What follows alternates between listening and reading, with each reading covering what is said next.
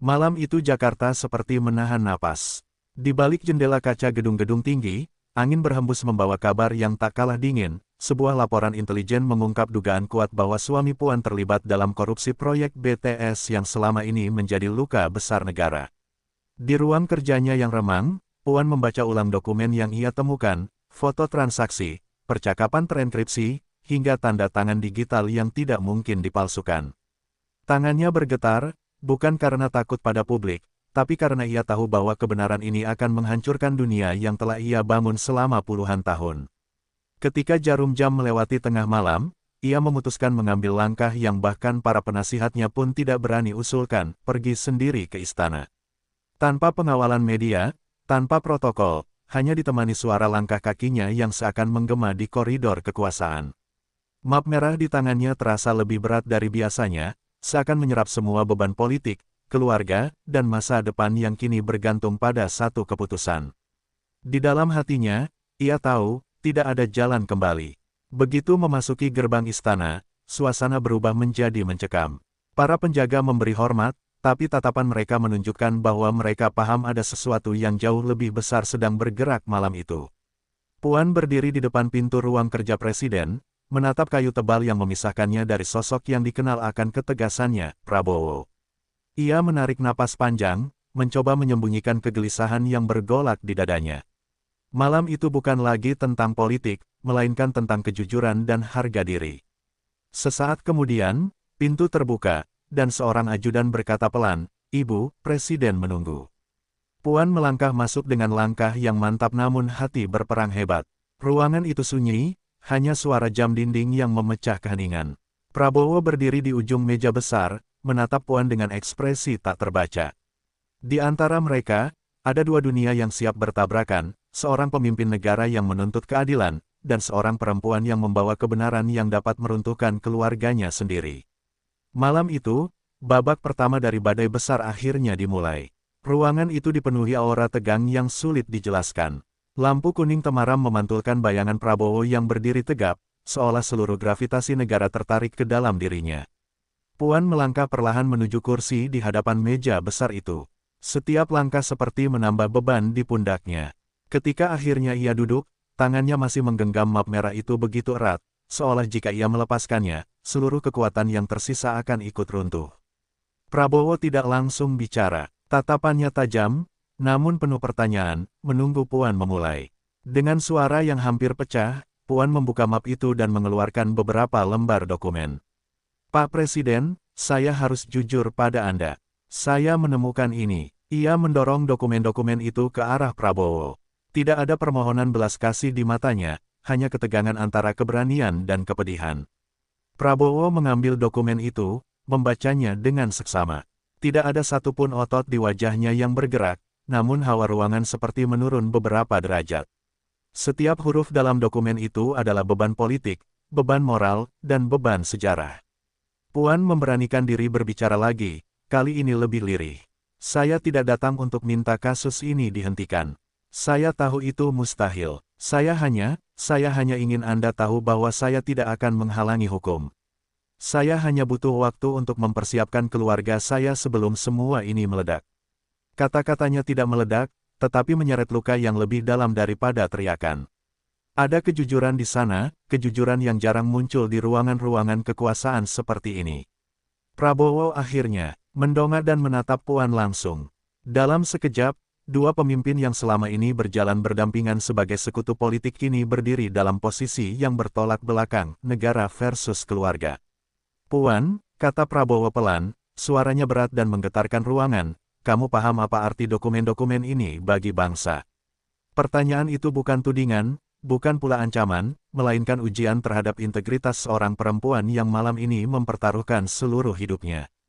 Dan disitulah pertemuan rahasia ini berubah menjadi awal dari keputusan paling sulit yang akan mengubah masa depan banyak orang.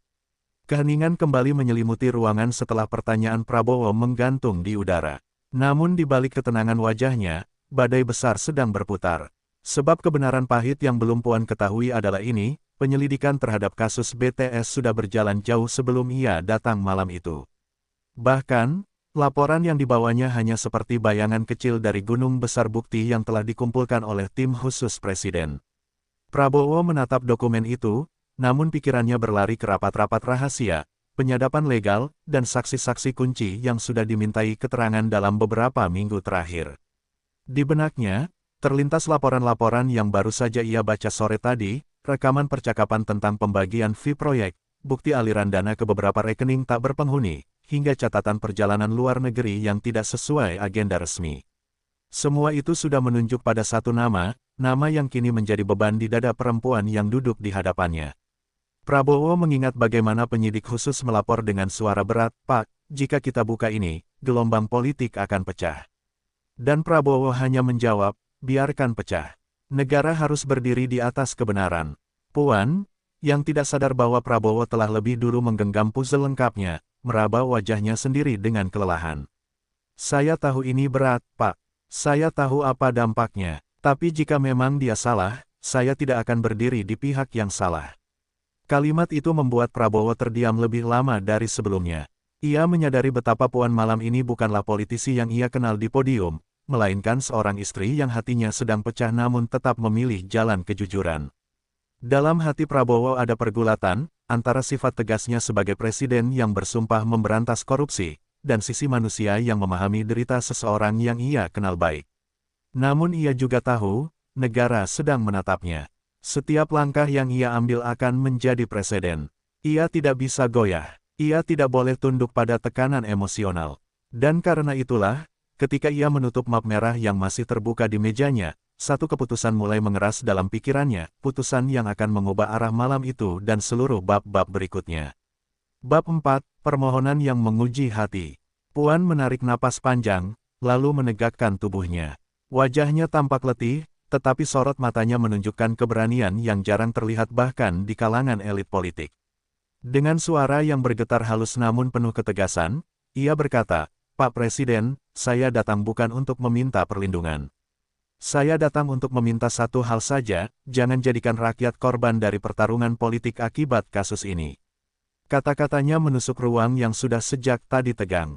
Tidak ada air mata, tetapi ada rasa pilu yang begitu kuat sehingga bahkan dinding istana pun terasa ikut meresapinya. Prabowo menatapnya lekat-lekat. Kata-kata itu bukan sekadar permohonan seorang istri, itu adalah permohonan seorang pemimpin yang tahu betapa mudahnya kasus besar seperti ini dijadikan amunisi politik. Puan melanjutkan, "Jika dia bersalah, jalankan hukum. Tapi tolong, jalankan dengan cara yang tidak menimbulkan kekacauan. Jangan biarkan pihak-pihak tertentu memelintirnya untuk kepentingan mereka." Nada suaranya naik sedikit, seperti memaksa Prabowo melihatnya bukan sebagai keluarga tersangka, tetapi sebagai seseorang yang berusaha menjaga stabilitas negara. Prabowo akhirnya bersandar ke kursinya, memejamkan mata sejenak. Ia tahu kata-kata Puan benar. Kasus sebesar BTS bukan hanya masalah hukum, tetapi bom politik yang bisa meledakkan stabilitas nasional jika ditangani salah. Namun ia juga sadar bahwa menunda, menyembunyikan, atau memperhalus kebenaran hanya akan membuatnya tampak lemah dan kurang berintegritas. Inilah ujian terbesar bagi seorang presiden, memilih antara simpati dan prinsip, antara hubungan pribadi dan mandat rakyat.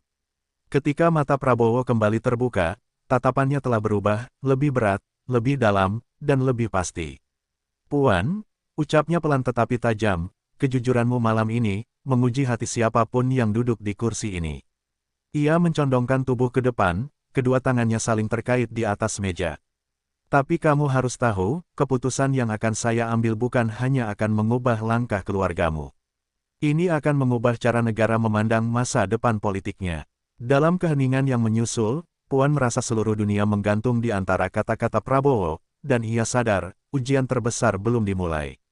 Keheningan panjang menggantung seperti awan gelap sebelum badai. Puan menunggu dengan napas tertahan, sementara Prabowo menatap dokumen-dokumen itu sekali lagi, tidak untuk meyakinkan dirinya, tetapi untuk menguatkan tekad yang sudah ia bangun selama berminggu-minggu. Akhirnya, dengan suara rendah yang menggema ke seluruh ruangan, Prabowo berkata, "Hukum akan berjalan. Tidak ada yang kebal, termasuk keluarga kita sendiri." Kalimat itu jatuh seperti palu godam yang menghentak bumi. Puan memejamkan mata sesaat, berusaha menerima kenyataan yang telah ia persiapkan namun tetap membuatnya terpukul. Prabowo berdiri dan berjalan ke arah jendela besar, menatap Jakarta yang tenggelam dalam cahaya malam. "Puan," ucapnya tanpa berbalik, "apa yang kamu lakukan malam ini tidak banyak orang mampu lakukan. Kamu bisa saja menutup mata, bisa saja membela habis-habisan. Tapi kamu memilih membawa kebenaran sendiri kepada negara." Nada suaranya berubah menjadi lebih manusiawi, meski tetap tegas. "Itu bukan kelemahan, itu keberanian." Kata-kata itu membuat Puan tersentuh, walau ia tahu bahwa pujian itu tak mengubah apapun yang akan terjadi. Setelah beberapa detik, Prabowo kembali duduk. Sorot matanya kini bukan hanya milik seorang presiden, tetapi juga seorang lelaki yang memahami betapa mahalnya harga kejujuran di dunia politik. "Tapi kamu harus mengerti," lanjutnya, "ketika kasus ini diumumkan, banyak pihak akan memanfaatkan situasi. Ada yang akan menyerangmu, ada yang akan memutarbalikkan cerita. Namun saya berjanji satu hal, proses ini tidak akan saya biarkan jadi panggung politik. Fakta adalah fakta." Suaranya mantap, penuh prinsip yang tidak dapat ditawar. Puan mengangguk perlahan. Ada luka di hatinya, tetapi ada ketenangan yang mulai muncul, ketenangan dari seseorang yang sudah siap menerima akhir apapun yang menunggu. Ia berkata pelan, "Terima kasih, Pak, setidaknya malam ini saya tahu negara ini masih punya pemimpin yang memilih kebenaran." Prabowo tidak menjawab, tetapi tatapannya cukup memberi jawaban. Di saat itu, keduanya tahu bahwa satu babak baru siap dimulai, babak yang akan mengguncang negeri, tetapi juga membuka jalan bagi keadilan yang sudah terlalu lama ditunggu. Pagi itu, Indonesia terbangun dalam kegelisahan yang belum pernah terasa selama bertahun-tahun. Media nasional mulai mencium aroma keputusan besar dari istana, wartawan berkumpul di halaman depan, mikrofon terarah ke podium kosong yang menunggu sosok presiden. Di dalam ruangan briefing, Prabowo berdiri tegap dengan setumpuk dokumen di tangannya. Para menterinya menatapnya penuh kehati-hatian, mereka tahu apa yang akan diumumkannya bukan sekadar berita, tapi gelombang politik yang bisa mengguncang fondasi kekuasaan. Prabowo menarik napas panjang, menegakkan bahunya, lalu melangkah ke podium dengan langkah yang membawa seluruh beban bangsa. Cahaya lampu kamera menyala bersamaan ketika Prabowo membuka konferensi pers. Suaranya tenang, tetapi setiap kata yang keluar membawa bobot ratusan kilogram. "Pemerintah," ucapnya perlahan, "akan membuka secara penuh hasil penyelidikan kasus korupsi proyek BTS periode sebelumnya. Tidak ada kompromi, tidak ada pengecualian. Semua pihak yang terlibat, tanpa terkecuali, akan diproses sesuai hukum." Para wartawan saling pandang, sebagian terkejut, sebagian menahan napas menunggu nama-nama yang akan disebut. Prabowo tidak menyebut satu pun nama, namun getaran di wajahnya memberi petunjuk bahwa keputusan ini menyentuh seseorang yang dekat dengan pusat kekuasaan. Beberapa jam kemudian, lembaga penyidik resmi merilis daftar tersangka. Nama suami Puan ada di urutan paling atas, disertai kronologi lengkap aliran dana dan perannya dalam skandal tersebut. Publik meledak, media sosial penuh dengan kejutan, debat, keheranan, dan, yang tidak banyak diprediksi, gelombang simpati kepada Puan. Banyak yang menilai keberaniannya melapor dan tidak menghalangi proses hukum sebagai sikap yang menempatkan negara di atas kepentingan pribadi. Wajahnya yang terekam kamera saat keluar dari istana malam sebelumnya kini menjadi simbol ketegaran dalam ujian keluarga. Di balik layar, Puan kembali duduk di ruangannya di gedung parlemen, menatap kota Jakarta yang kini berubah menjadi lautan opini. Telegram politik masuk tanpa henti, telepon dari berbagai tokoh berdenting, tapi ia hanya diam. Ia menutup matanya, menghela napas panjang, dan berkata pada dirinya sendiri, ini jalan yang memang harus dilalui. Dan jauh di istana, Prabowo berdiri lama di balik jendela kantornya, menatap langit pagi yang mulai cerah. Ia tahu badai besar baru saja dimulai, tapi ia juga tahu, untuk pertama kalinya setelah sekian lama, negara bergerak ke arah yang benar. Beberapa hari setelah pengumuman nasional, suasana politik Indonesia berubah drastis. Di satu sisi, publik memuji keberanian pemerintah membuka kasus ini tanpa pandang bulu. Di sisi lain, elit politik mulai bergerak dalam diam, mencoba membaca arah angin dan mencari celah untuk memanfaatkan situasi. Tetapi di tengah badai opini itu, satu hal yang tidak berubah, Puan tetap berdiri tegap, menahan hantaman yang datang dari segala arah.